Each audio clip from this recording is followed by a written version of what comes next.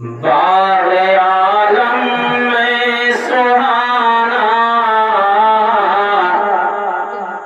پھول پھولا نور کا بے شک باغ عالم میں سہانا پھول پھولا نور کا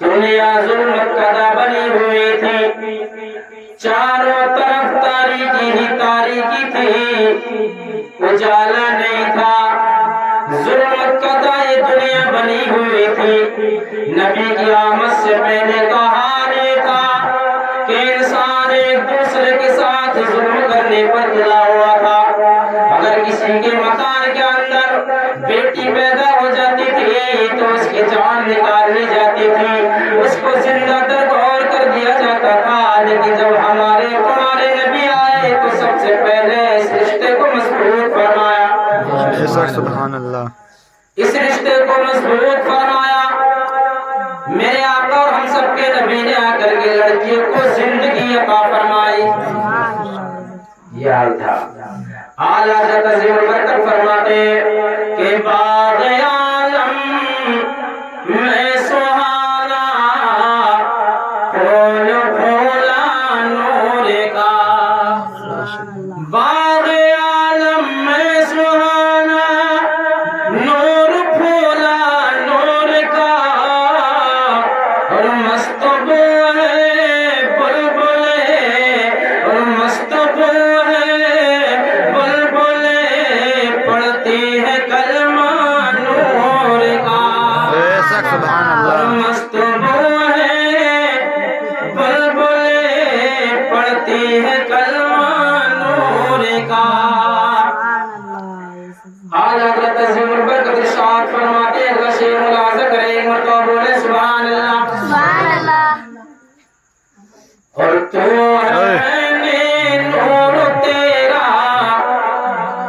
سب گھرانہ نور کا تیری نسل پاک میں ہے بچہ بچہ نور کا تیری نسل پاک میں ہے بچہ بچہ نور کا اور تو ہے نور تیرا اور تو ہے نور تیرا سب گھرانہ نور کا بے شک سبحان اللہ اور چاند جھک جاتا جدھر انگلی اٹھاتے مہد میں آپ نے بارہ دیکھا ہوگا اللہ کے فضل و کرم سے ہر گھر کے اندر اولاد کی صورت میں باغیچہ کھچا ہوا ہے ہر گھر میں اولاد ہے اور اللہ تعالیٰ ان کو بھی اولاد سے نوازے کہ جن کو اللہ نے اب تک اولاد عطا نہ فرمائی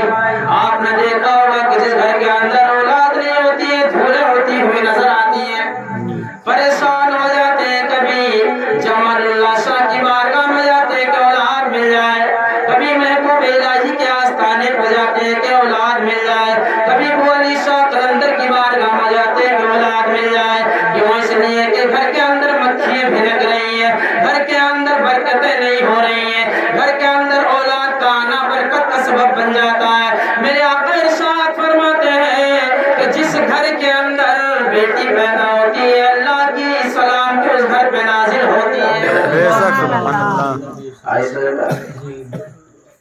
اعلیٰ حضرت عظیم البرکت ارشاد فرماتے ہیں چاند جھک جاتا جدھر انگلی اٹھاتے مہد میں چاند جھک جاتا جدھر انگلی اٹھاتے مہد میں اور کیا ہی چلتا تھا اشاروں اور کیا ہی چلتا تھا اشاروں پر کھلونا نور کا بے شک سبحان اللہ اللہ پاک نے اپنے نبی کے لیے نور کا کھلونا تیار فرمایا تو جب انگلی اٹھاتے تھے تو چاند آسمان پر چمکتا ہوا چاند آپ کی انگلی کے اشارے پر گردش کرتا ہوا نظر آتا دن کے اجالے میں دیتے تو سورج آسمان پر چمکتا، اور جب ڈوبنے کے قریب جاتا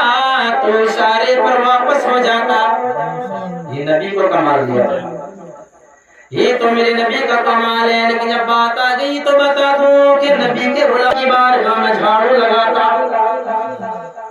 جھاڑو لگانے میں خوش نصیبی ہے، مسجد ہو یا مدرسہ ہو یا مزار ہو، کچھ نہ کچھ مل ہی جاتا، کچھ نہ کچھ مل ہی جاتا ہے۔ تو اسے 10 سال کا زمانہ گزر گیا، لیکن جب وہ گھر سے جاتا تھا تو ایک مدرسے کے دروازے سے گزر کے جاتا تھا۔ ایک مولوی صاحب جو اس مدرسے میں تدریس کا کام انجام دیتے، جو ایک استاد مدرسے میں لے کر کے بچوں کو علم دین سکھاتے، جب ان کو دیکھتے دیکھتے لمبا زمانہ ہو گیا تو ایک دن انہوں نے اس کا ہاتھ پکڑ لیا، اور پکڑنے کے بعد میں فرمایا کہ بیٹا تمہیں کتنا زمانہ ہوا جاتے جاتے ہو گیا؟ کہنے لگا کہ حضور 10 سال کا زمانہ ہو گیا۔ کہنے لگے تمہیں 10 سال ہو گئے، تمہیں کچھ ملا بھی ہے؟ کچھ ملا؟ تمہیں نہیں ملا؟ اب کچھ ملا ہوتا تو بتاتے، اور جو مل گیا ہوگا تو انہیں خبر ہی نہیں تھی، انہیں خبر ہی نہیں تھی کہ ملا نہ ملا۔ سمجھ گئے بات؟ اللہ والوں کو اللہ والے جانتے ہیں۔ الٹی ہی چال چلتے ہیں دیوان گانے، الٹی ہی چال چلتے ہیں دیوان گانے، آنکھوں کو بند کرتے ہیں دیدار کے لیے، آنکھوں کو بند کرتے ہیں دیدار کے لیے۔ اللہ والے تو یہ 40 چلتے، اب ان کو معلوم نہیں تھا کہ مجھے کچھ حاصل ہوا یا نہیں ہوا۔ سوال کرنے پر جواب دے دیا کہ 10 سال کا وقت گزر گیا اور مجھے ابھی تک کچھ بھی حاصل نہیں ہوا۔ مولوی صاحب نے کہا کہ اگر تو 3 سال تک مدرسے میں آ جاتا تو میں تجھے 3 سال میں حافظ قرآن بنا دیتا۔ سبحان اللہ، 3 سال ہوتے تو میں تجھے حافظ قرآن بنا دیتا، 2 سال کا وقت اور گزارتا تو میں تجھے مولوی بنا دیتا، 2 سال کا وقت اور گزار دیتا تو میں تجھے فاضل بنا دیتا، اور 2 سال کا وقت اور گزارتا، کل ملا کے 10 سال کا وقت گزارتا تو میں تجھے مفتی بنا دیتا، عالم ربانی بنا دیتا۔ بڑا افسوس ہوا اس نوجوان کو، رونا شروع ہو گیا، وہاں سے روتے روتے چلا گیا بابا کی بارگاہ میں اور جا کر کے بیٹھ گیا۔ خاموش بیٹا، بابا نے پوچھا بیٹا محمد نسیم کیا حال ہے؟ نام بھی یاد آ گیا، محمد نسیم نام تھا ان کا، نام بھی یاد آ گیا۔ کہا بیٹا نسیم معاملہ کیا ہے، پریشان ہے؟ کہنے لگا حضور پریشان کیا ہے، 10 سال کا وقت گزر گیا، آپ کی بارگاہ سے کچھ بھی ہاتھ نہ آیا۔ سمجھ گئے بات؟ کچھ حاصل نہ ہوا۔ 10 سال ہو گئے جھاڑو لگاتے لگاتے، 10 سال ہو گئے آپ کو حقہ بھر بھر کے پلاتے پلاتے، 10 سال کا زمانہ ہو گیا آپ کے لیے وضو کے لیے لوٹا بھرتے بھرتے، لیکن مجھے آپ کی بارگاہ سے کچھ حاصل نہیں ہوا۔ راستے میں ایک مولانا ملے، انہوں نے کہا اگر 3 سال میرے پاس رہ لیتا تو تجھے حافظ قرآن بنا دیتا، 2 سال اور گزار دیتا تو میں تجھے مولوی بنا دیتا، 2 سال اور گزارتا تو میں تجھے فاضل بنا دیتا، اور 2 سال گزارتا تو میں تجھے عالم ربانی بنا دیتا۔ لیکن تو نے 10 سال گزار دی، کچھ حاصل ہوا تجھے؟ لیکن اللہ کے ولی تھے، جلال مانگے، جی جلال مانگے، فرمایا نسیم پریشان مت ہو، مولانا کو بلا کے لا۔ سمجھ گئے بات نہیں؟ مولانا کو بلا کے، ہم دیکھتے ہیں ان کا پاور کتنا۔ اب نسیم صاحب کے جانے کے بعد میں مولانا کو بلایا، آگے مولانا سے کہنے لگے مولوی صاحب تم نے میرے خادم کا دل دکھایا، میرے خادم کا دل دکھایا ہے، کیا کہہ رہے تھے ان سے کہ تم 3 سال میں حافظ قرآن بنا دو گے؟ کہ جی ہاں، میرا کام یہی کہ میں 3 سال میں طالب علم کو حافظ قرآن بنا دیتا ہوں، پھر اور کہ 2 یا 4 سال اور پڑھتا ہے تو اسے مولوی اور عالم بنا دیتا ہوں، اور پڑھتا ہے 2 سال تو میں اسے فاضل بنا دیتا ہوں، اور پڑھتا ہے 2 سال تو میں اس کو مفتی بنا دیتا ہوں۔ یعنی 10 سال آپ کی بارگاہ میں اس نے خدمت کی ہے، اگر یہ 10 سال مدرسے میں جاتا تو میں اس عالم ربانی بنا دیتا۔ جلال ماں گئے، فرمانے لگے بیٹا نسیم، میرا ٹیڑھا میڑا سوٹا رکھا کونے میں اٹھا کر کے لاؤ۔ سمجھ گئے بات؟ اب نسیم صاحب اٹھ کے جاتے ہیں، جانے کے بعد بیت اٹھا کر لائے جو رکھا ہوا تھا، ٹیڑھا میڑا بیت اللہ کے ولی کا آ گیا آپ کی بارگاہ میں، اور آپ نے ہاتھ میں لیا، اور ہاتھ میں لینے کے بعد میں ایک لکیر کھینچ دی، ایک لکیر کھینچی تھی اور فرمایا کہ بیٹا نسیم اس کو پار کر جاؤ۔ اب نسیم صاحب پار گئے۔ جب نسیم صاحب نے لکیر کو پار کیا، پار کرنے کے بعد میں پوچھا اے نسیم تمہارا حال کیا ہے؟ نسیم صاحب نے کہا بابا میں تو حافظ قرآن بن گیا۔ سبحان اللہ، سبحان اللہ۔ لکیر کھولے ہیں حافظ قرآن۔ دوسری مرتبہ پھر لکیر کھینچی، اور لکیر کھینچنے کے بعد میں فرمایا کہ بیٹا نسیم اس کو بھی گود جاؤ۔ اب نسیم پھر گود جاتے ہیں۔ اس کے بعد میں پوچھا بیٹا نسیم کیا حال ہے؟ کہنے لگے میں تو عالم بن گیا۔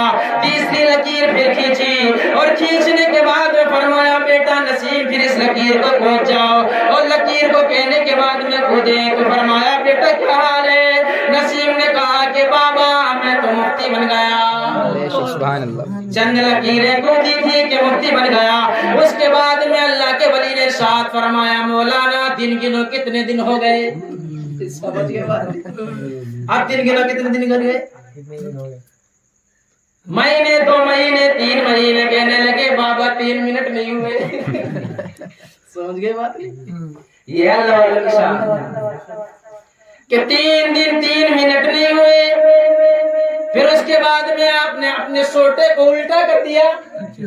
الٹا کرنے کے بعد میں لکیر کھینچ دی، اور لکیر کھینچنے کے بعد میں فرمایا مولوی صاحب اس کو کود جاؤ۔